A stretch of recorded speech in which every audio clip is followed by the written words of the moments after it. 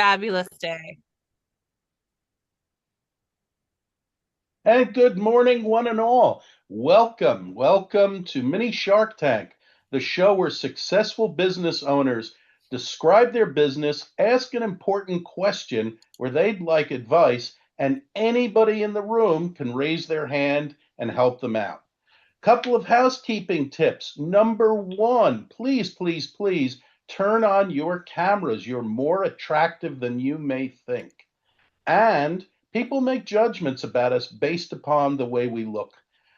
Number two, please refrain from posting anything in the chat while the speaker is speaking. As soon as the speaker's over, you can post whatever you want. That's fine with us. How this works today, for those folks who are new, welcome, works the following way. We have two speakers who present their business and ask the question, and those are 20-minute segments. After that's over, we have 15 minutes of small group networking. And following that, there's a great half-hour after show where everybody who wanted to speak and for whatever reason didn't have an opportunity, that's the platform. The money is made in small groups and in the after show. The people who come in and just say, gee, I saw it, you might as well see a movie. We, meaning Sajad and I, love making money. And so that's why to hang out before and after. Sajad, do you have any thoughts before I mention that our show depends upon our sponsors? And Orly is one of our sponsors. We cannot thank you enough today for being here. I not only love, well, I don't know about love money. I need money or my wife will leave me. I run a productivity and accountability pod every Friday. It's $300. It's a 1-year deal. Increase in revenue has been over 30% this year. Jim Schulman's in the group. Tamar's in the group. Desi's in the group. Faizan's in the group. John's in the group. There's a reason why these people are in the group for years. Come check it out. I'll post in the chat. Go ahead, Joe. All righty. Without any further ado, Jeff, you go ahead. I'll do it. Well, I've got stuff about our business on the screen, and how would I describe our business? I would say I'm a travel agent for technology. I take people from where they're at to places they don't even know exist. Give you some ideas. I took a realtor from pictures in the window to an interactive window that people could touch and look for houses. Takes window shopping to a new level. Took a manufacturer from thumbtacks and paper for communication to interactive touchscreens, taught their admin folks how to update the screens, never hear from them because it works. I took a sports consultant from multiple tabs back and forth in his browser to a little portable kiosk that he could roll in for meetings and demos, set it up on the table, have everything in a dashboard. It fell out of his truck on the sidewalk. You just keep going because we can't tear it up, and we've tried. The company has been around for 20 years. The last 5 have been the cool parts. So, by the grace of God, I was laid off engineer, started the company because I didn't want that to happen again. We've got 3 product lines. We can turn glass into a touchscreen. So I can make a TV into a tablet. I could make a car window into a tablet. Anywhere you got it, it'll work. Clean it with soap and water. It works rain or shine. It'll work if you're wearing dirty gloves. We have a software platform that lets you build custom dashboards out of content. It wraps them in a web page so you can then have a link to click or share via QR code. You can update it real time. And the cool thing, instead of doing like a Zoom where you share screens and interact, how about talking to each other and interact at the same time? Ours will let you do it. We can also make custom plastic parts, anything from a 10-foot long antenna cover to plastic kiosks to 1-foot square pieces to go in ATMs. My action for you guys and gals is you can help me by scanning that code or sending me an email, and I put the what's with the code in the chat so that we could book time for a virtual meeting so that I can calibrate your eyes and ears to be on the lookout for things that could make both of us money. I mean, if you hear people saying things like, I need a better way to update TVs than putting in a thumb drive, or maybe my laptop or tablet just doesn't cut it Hmm. when I'm trying to do Right. demos and trade shows. If they're Uh, complaining that they're still doing everything on paper, not good. The Jeff, best I have a one, question. Yeah, yes, sir. question for you. And that is, what question do you have for the group about your business or advice where we can help you? I was kind of setting the stage for that. What you all can do to help me is I've talked to a lot of people groups. Looks like manufacturing is a place to focus. What am I missing? What would you do different? I'm working with an accelerator program and a mentor. So we've talked to a lot of folks. Looks like manufacturing is the place to build the business. So from people that are just hearing this in a bucket dump, what would you do? What would you do different?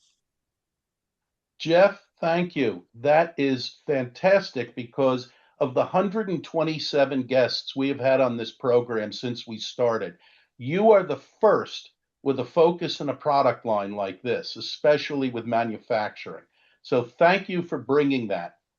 My question would be this. You have some fascinating products, at least to me as a layman, that fix a lot of problems. Problems that I realize, yeah, like a touch screen, I could see reasons why I'd need that. So my question to you would be, where are there areas where you have identified or can identify major problems that a manufacturer is having, particularly in two areas where you can eliminate labor or you can make existing labor a lot more efficient and cut down on the error rate. Okay. I'll give you one thought. Again, I'm a layman. I don't know what I'm talking about with the specifics, but if you could put my touch screen on top of the glass that's separating like these two product things, and I don't have to go back to my phone or something else, I might be twice as effective as an employee or have fewer mistakes. That's the sort of thinking I have. If you come to me as a client and you say, we know that these are the top problems we have, and you've all got to be more efficient because we've been hit with changes in international business, cost of materials, and so forth. This is a way you can contain cost, and you probably never even knew it existed. Love your question. You hit on a bunch of them there, Jim. With the ability to turn the glass they've got, I got a quote from a lady at one of the manufacturing conferences we did. They take a TV to their trade shows. People got to click on the laptop wherever it's at. She's going to have an overlay so they can click on the TV. So being able to turn the TVs around manufacturing plants that they can just go up and click on and see the stuff instead of just looking at it saves a lot of time. Being able to do it with something that's glove friendly and whether they're clean gloves or not, it doesn't care. It'll save them a lot of money in the long term because you're putting this overlay over a cheap TV. So when cheap TV dies, take it off, go get another TV, put it back, keep using it. You could, Mhm. one thing it definitely can save time. They do something in manufacturing called Kaizen events where we're not doing as well as we should. Let's put little pieces of paper, and this is what they literally do a lot of times. They'll stick paper up on boards. You got to Mhm. make a pilgrimage to that to put your little tick mark. But being able to do that on a dashboard that everybody can see or on an interactive screen, the time that you can save walking from one end of a 600-foot room to another is a lot. And if the boss is out on his boat fishing and he's curious about how we're doing, he can look at it in Mhm. between casting. So the ability to do what you can with our software alone, which it just runs through the browser, so you don't need anything fancy, that can Mhm. save a ton of time. The Great. being able to Okay, so Jod, your thoughts. So I loved your stories. We've had what, Jim, 150 presenters or something like that. A whole lot of presenters on this show. 127 so far. Yeah. 127 people have presented. I think you were one of the easiest to understand what you actually do, which it shouldn't be that bad, but it is. And it was easy to get what you got. You weren't, so your stories were great. You were missing the emotional connect at the beginning. So how, people buy into subconscious based upon emotion, not logic. How do people feel by working with you? They're less stressed out. They're more efficient. They're more effective. They're using technology in a way that's practical and results in saving time and money. You don't have an emotional connect at the beginning of your pitch. There's three stages. Number one is sales. I think that's where you're at right now. You got to meet with people and sell them shit. That's stage one, and that stage sucks. Stage two is marketing. Marketing is where you put stuff out there and you attract people to you. So you get the money to come to you. Stage three is systems. Systems are where you make lots of money without working, which is basically where I'm at now. Do 15-second videos. So even though what you say sounds cool, you've got a great advantage, Jeff. You have an awesome personality, a huge personality, and you're really funny. You talk way too fucking slow for social media, but you can just speed that up. It's 15-second videos. There's three parts to the videos. One part, catch people's attention. Second part, add massive value. To add massive value means to say something so useful that they write it down. Give them one little nugget. That whole 2-minute conversation you had with Jim Schulman, that's 25 to 50 posts. Because and you know what would be really cool is if you're demonstrating your product.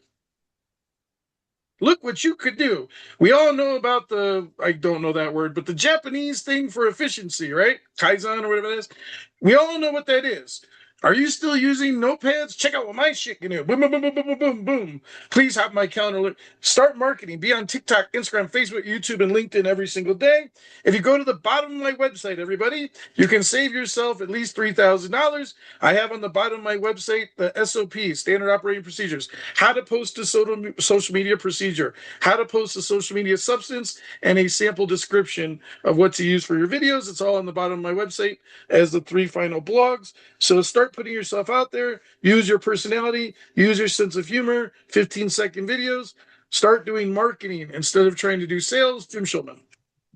Absolutely. And I will add to everyone, it's all laid out in his website step by step. It's a formula. All you have to do is follow it. Like he said, it's free. Lisa, your thoughts?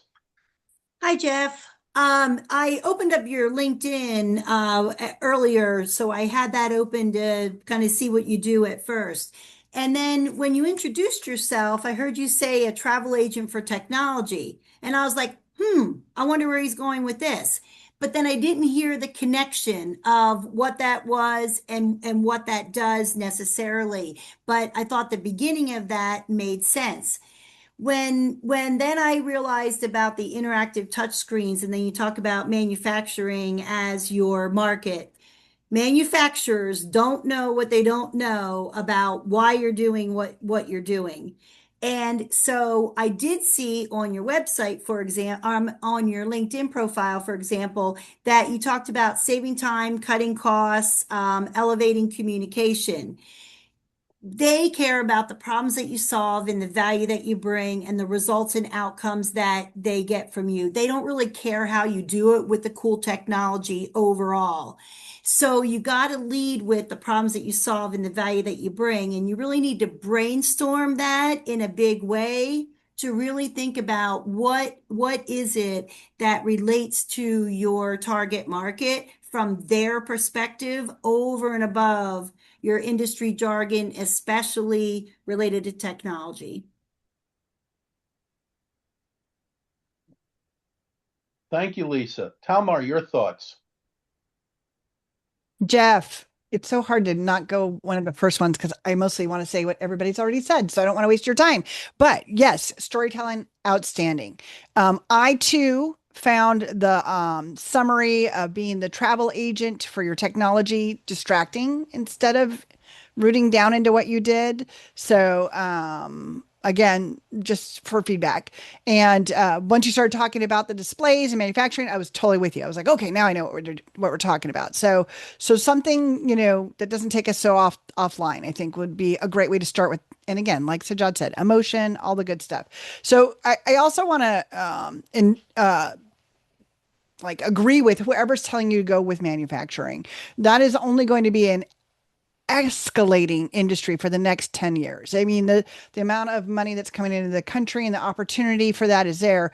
So I don't know enough about manufacturing to tell you where that pain point is, but there's going to be because everybody's automating, there is a pain point in having that glass display that is easy, fast, cleanable, connects to everything. So there's got to be a great pain point that you are addressing specifically, or strategic partners that are doing the automation if you want to partner. I know you said you did software, so I don't know if that's competitive, but I would just want to validate the lane you're going down has such amazing growth. It'll definitely get to be something that you have the opportunity to build it and sell it for sure in the next 5 to 15 years, depending on what you're looking at. But it's gonna take very concerted, focused. This is what we do. This is how we do it. This is how we make profit. And it sounds like you've got all the makings. But good luck. I appreciate that. And one thing that was great about doing those trade shows, I deputized a whole lot of the other vendors there because they're in shops. Mhm. Keep your ears and eyes open. Our Yeah. software is subscription based. I like mailbox money. So I'm trying to stab my weakness, which is opening my mouth and saying just the right amount. I'm an engineer, so I got a birth defect. I talk too much. I get in the weeds. That's me. I can't Welcome help to it. the crowd. I Oh, have I God, have I have a God has a sense of humor. Okay, I have great. a Thank you. I, I have a solution for anybody that talks too much. This goes for anybody in the room. Write down your thoughts before you speak. And see, I'm always taking notes on everything I say. That's why I'm able to go so fast because I know exactly the things I'm going. I'm not thinking over my thoughts while I'm talking. Go ahead, Jim. Milo, your thoughts. Sure. Before I start, Talmar, I so agree with you. It's so hard sometimes. Like I always try and get in before Nico because he so often steals my thunder. But he's not here, so I did good. Um, so nice job today, and I'm going to build on what other people said rather than add a lot of new things. That what Sajab was saying about the emotional connect. I think part of what was missing in there is in two ways. The big one is start to do when you do your storytelling a lot of this is what I can do, and it follows with what is the problem. I want you to think in terms of flipping that. Have you ever had this problem? Here's how I can solve it. And you keep doing the reverse order. I think that's really going to help. Wouldn't it be nice if instead of having to do da da da da da, this could happen? I do that for you. And if you think in that order, I think there'll be more of a connect to, oh, I'd love to solve a problem like that.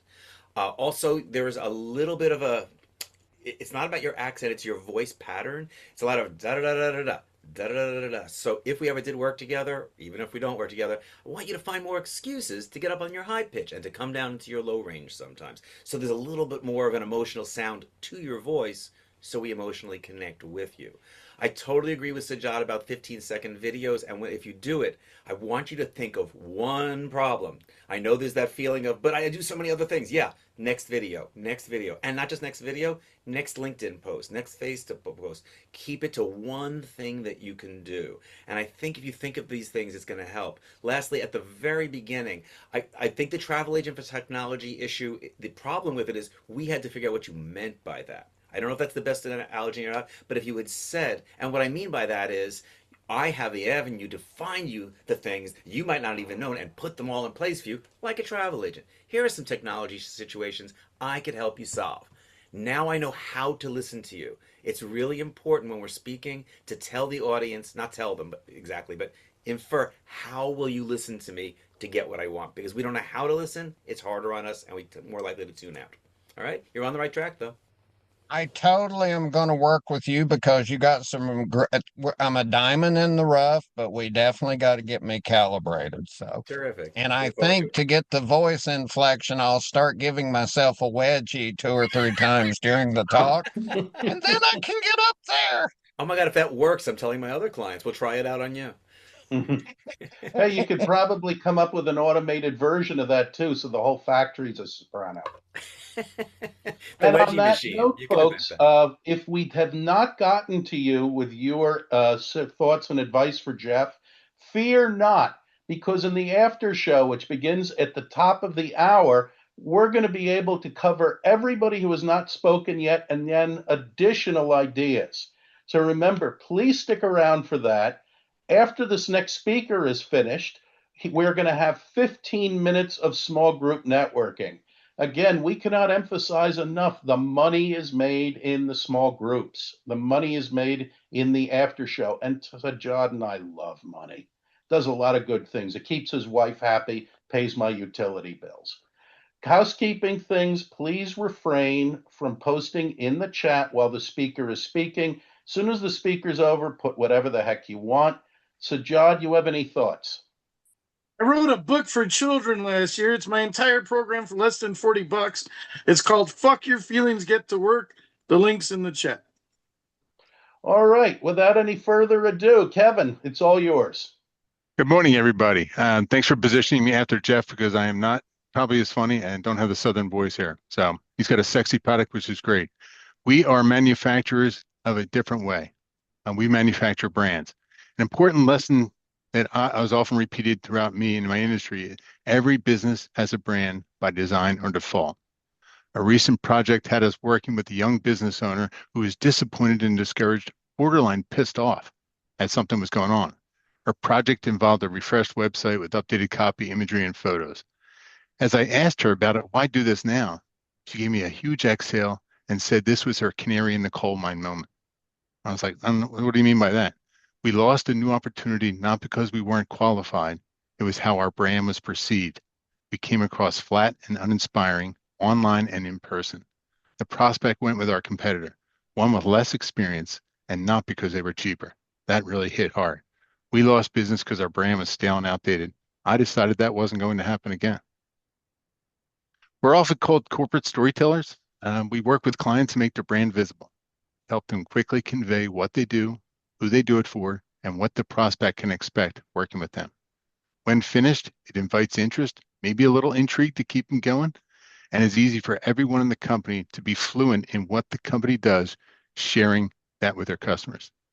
From print projects, yes, people are still receiving and responding to print, believe it or not, to promotional programs and campaigns, websites to digital marketing products. We give clients a communications toolbox their staff can work with easily, whatever the situation comes up, so they can do it on their own or they can ask us to do it. While all employees and conversations are different, our goal is to create a unified voice and a chorus of brand ambassadors confidently sharing what the company does. As I suspect with others in the room, our best customers see us as an investment rather than an expense. They value what we say and the insights we give them. A good way for people to hear we might be a good fit is if you hear a statement from a business owner or a sales leader. Our employees seem to have a different idea about what our company does. There's no playbook for how we collectively communicate our value. Another one, my sales team has ineffective and outdated sales collateral, both traditional and digital, to share with customers and prospects. What happens when we're not in the room to represent ourselves? The last one we hear a lot, when I hear, I didn't know you did that from my existing customers, my head hurts. My head hurts. Our customers come to us because they want ideas, insights, and options. They come back because we give it to them. Kevin, do you have a question for the group where we can help you? My question for the group is this. We've grown our company through 10 mergers and acquisitions, and we're looking forward to our 11th. Networking and introductions have led us to these opportunities. The question for the group here, tapping your expertise and experience, we've always been the buyer, and we're looking to get into the head of the seller better. Maybe some of you have been on one or both sides of that fence. I'm asking for experiences and insights from the group on what's most important to sellers when they're exploring companies to buy them. How can I better prepare for their concerns and possible reservations? And one quick, I'll say that, if you haven't been one of the 127 presenters already, this team does a great job of prepping you for this call. There's a lot of work in there, but it's really valuable. So I'd suggest you get on here. I've been on the stands, on the sidelines for a while, and glad I did it. Thank you, because Jim. Kevin, thank you. And that was a terrific, succinct description of what you've been doing and your years of experience with it. So my first thought is the answer partly is sitting right in your lap. You have worked with what, a dozen or so acquisitions, maybe more? A 10. We could 10. 10. Okay, fine. What did those 10 business owners say to you that gave an indication of, yeah, I want to get rid of this, and yeah, these are the motivations, and yeah, this is why Kevin's the guy I want to sell to? Fair question. That a lot of them want to retire. A lot of them want to do something else. Sometimes they die, and their spouse is left with the company. They don't know what to do with it. And some people just they haven't shopped their company yet. They haven't really tried to sell. They haven't thought about their succession plan. And we've been an relatively easy way to work with them. I called on one guy for 14 years. Called him every 6 months, just checked in and said, "When you're ready, I'd like to do it." So some people move fast, others don't. And is it true that based upon what you do, that you have a very specific idea of who would be a target for you? Yes, I do, based on what we do. Okay. And That, by the way, is worth its weight in gold because you can sit down and figure out within industry X or within geography range Y, here are all the potential companies that we could buy. And knowing how personable you are, that's actually reaching out to somebody. There may only be 30, 40 companies that match all of those criteria within your geo range. So it becomes fairly simple. I'm the nice guy who's interested. And we'll keep talking. And what are you trying to do? You want to accomplish this with the company? Here, I'll give you this resource. You're trying to do this? You need a controller? I know two great controllers. You're crazy about what's going on with benefits? Through our mutual friend Dennis, he's going to get you the best benefits person. When it comes time for that company to sell, they're going to be a lot more comfortable having that conversation with you. And you're going to close that and add it. The blessing you have is that because you have such a finite universe of potential clients, it's so much easier to develop a relationship. And with the relationship is going to be what I call the by the way question. By the way, I'm interested in, selling, Kevin. I've never really thought about it before, but my cat died last week, and we want to do more work with cats, and I don't want to, do what I'm doing right now professionally. I think you've got incredible opportunities there. And frankly, you're far more fortunate than many of the other folks in this group who could never pinpoint who they want to buy with that level of specificity and the fact that you can do that yourself. So, Jod, your thoughts? My thoughts inspired by Jim, and I really wish I remember this woman's name from 2 years ago because I like to give people credit where credit's due because it wasn't my thought, but I don't remember her name. But the idea was I've always had a hard time identifying my ideal client. So if you go to my website, it's people from 24 years old to 85 years old, gay, straight, black, white, Muslim, Christian, atheist, all these different kinds of people with all these different kinds of products, right? People that do bookkeeping and marketing and websites and LinkedIn and all these different kinds of clients I have. So I was at a presentation 2 years ago, and this woman, I said, I don't know how to identify my ideal client. And I think this is analogous to what you're asking about, Kevin.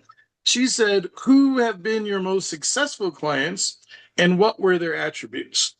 So you can kind of reverse engineer it, Kevin. Who have been the companies you've acquired and what were their attributes and which ones were the most successful when you took them over? Then you can identify the kind of companies you're looking for and then ask those specific relevant questions. So the people that are successful when they hire me are extremely intelligent and they're super hardworking and they're stressed out because something's missing, but they don't know what it is. What's missing is organization, structure, logistics, protocol, and processes. That's what's missing. But so identify what are the attributes of those companies. And I have, I think, a more important thought for you. Something I just learned this year, Kevin. I watched a interview with the guy that wrote Zig Don't Zag. Do you know that guy? I think I've heard the title, but I don't know who the author is. Well, he's like one of the godfathers of branding from 40 years ago or something like that. Yeah. And he wrote this book called Zig Don't Zag. And he's being interviewed by this Asian guy who's super famous on YouTube. And it was an hour interview. And I learned a lot. I think you have a golden opportunity. You said every business has a brand, whether it's intentional or accidental, right? By A, design at fault, right? Yep. a follow up to that is the difference between branding, marketing, and advertising. Because I only learned, and I've been an entrepreneur over 30 years, I only learned this year the difference between branding, marketing, and advertising. And I've heard different definitions this year from Alex Hormozy and Myron Golden. But branding is how do people feel when they think about you and your business? Branding is how do people feel when they think about you and your business? So it's not marketing and it's not advertisement. It's like Nike or McDonald's. McDonald's used to be what? Like fun and playgrounds. Now McDonald's is shitty food that will make you sick. McDonald's was cheap, McDonald's was fast. Now McDonald's costs as much as Panera. But the brand is how do people feel? So I think you've got an opportunity there, Kevin, of explaining. And then lastly, for now, messaging versus or messaging before marketing.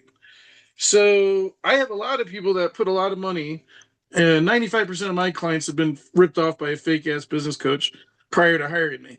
And they put a whole bunch of money into marketing. But the problem is you have no idea what the hell they do. So enforcing that you need clear messaging before you put a nickel into marketing. Because if you market, garbage in, garbage out. If you market an unclear message, you're not going to make more money doing that way. You have to get your messaging, making your business urgent, Kevin, that they need to hire you before they put money into other things. Otherwise, they're going to put a whole bunch of money into other things. And I had a guy that signed a contract with me, paid the deposit 2 years ago. He went from 300,000 a year to 1.1 million in 90 days of working with me. Reduced his workload by 68 hours. But he said he was going to start working with me 6 months after he signed the contract and paid me half my money.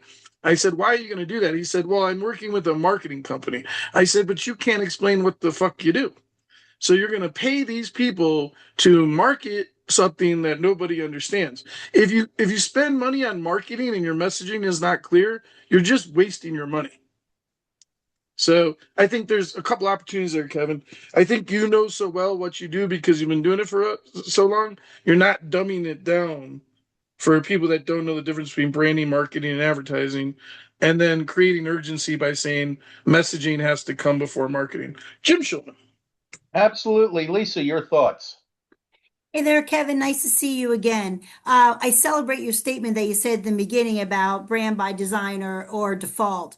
And if I heard you correctly, you were saying that you've bought other companies and you've done acquisitions and mergers. And so now you're thinking about proactively about what is it that you want to do to prepare to sell. And so it sounds like you're wanting to really engage with and choose who it is that you might sell to in the future. And so while you're doing that, you have that opportunity to be putting yourself out there for an opportunity, which even gets you out there at a higher valuation, that you're being proactive in why it is that you want to sell. So you get to share all the details related to your company as far as why you've done what you've done and what it is that you bring to the table from your existing clients and your revenue and the problems that you solve and the value that you bring. So when you're turning that around to pitch, when you finally have that opportunity, you'll be ready to go in a very strong way, most likely higher than somebody else who's out there looking for you. So if you choose to be proactive out there looking for others, that puts you at a better place to leverage those opportunities. Thank you. Thank you, Lisa. Milo, your thoughts. Unmuted. Okay. Before I start, Kevin, were you teleprompter, notes, a script, or bullets when you give your presentation? I practiced some bullets, had some bullets ready Bullets, to yeah, go. great. Bullets really suit you. That felt very natural. I wondered one or two cents, like, is he on script? Because his wording is so precise. It's just your natural style. So really good presentation. One of the best I've seen here in quite some time in terms of just Thank comfort to you. listen to and being able to say, I get what he does. A really small note, just 'cause I think this is a good one to share with the group. The word that is a vocal variety killer. Whenever you say she said that, he said that, and you gave us she said that this was her canary in the coal mine moment. The word that took away your ability to have a vocal variety of being her for the moment. Just take the word that out, it becomes, and she said, this is my canary in the coal mine moment. That's more emotionally impactful just by being her for a moment. And then we get to hear your response to her in Kevin's voice, as if we were your client. So the word that is, I pull the word that out of a lot of my client stuff, and it was a great opportunity to share that. Really good work today. Thank you. Appreciate the tip. Talmar, your thoughts? Thanks, Jim. Hey, Kevin, how are you? I'm doing Danny Talmore. Great presentation. I'm so Thank you. excited because we have this alignment in that we Boss HQ works them before they're ready for you, but they're starting to complain about the things that would impact them selling, right? So Catalyst, I'm sure you are aware of is the kids don't want to buy it. They thought they were building it because the kids want to buy it and they don't. So that's a catalyst that you're looking for. Family or friend passed and they're like, holy shit, my life's going to go away too. I got to do something different. And then the third catalyst is, of course, their own health. They've been so busy running and just bleeding for the company that now they're at a place where they can't. So they usually come to us before they're ready to sell because they're like, okay, how do we build a team? How do we make this something that can be sustainable and sellable? Is that a word? It is today. But the things they're worrying about, I wanted to make sure that I'm sure, again, I'm not assuming you don't know, but I'd rather say it than not, is they're worrying about the team being taken care of. They want someone to come in and buy it that's going to care for the team as much as them. Again, these aren't things you can control really, but that's what you're working against, right? So when they're selling it, if they don't believe that you care about the team that they built and they care about, right? That's a big sticky wicket. And then the other reason that they veer away from selling is they don't believe that you're going to continue their legacy, that their process is the one and only way to make success. And of course, you can't do that. But consistently, the ones that go away from wanting to sell and believe they need to build a sustainable team beyond them are those two things keep them like, I'm not selling. So how can you get past those moments, those worries? Again, it's just, losing control. It's not your baby anymore, all that stuff. But those two I thought might be valuable for you. So I wanted to share. At least worth addressing in a conversation. Thank you. Of Great. course. Uh, Wandana, your thoughts? Yes, sir. Hey, Kevin. hello, Um, Vonda. I had a couple of thoughts. So if I'm going to sell you my business, the thing that is important to me, the two things that are important to me is honoring what I've built. Are you going to do that? And Hmm. secondly, um, are you really good at what you do? So those are the two things that I would want you to prove to me. I completely agree with the whole brand strategy thing. So I'm a brand strategist, so I can say this. I do a lot of work behind the curtain, although I've built businesses from the ground up. And one of the things that I feel, I mean, you know all this if you're involved in this world. It's the emotional connection. It's a brand is a relationship, and I'm going to disagree with you a little bit. Um, I believe that if you don't have a brand, you have a commodity. So, how do I make sure that I highlight me as a brand and how your brand fits into that? And if you look at sort of the structure of brands, there is, a branded house and a house of brands. So it depends on what you're going to build.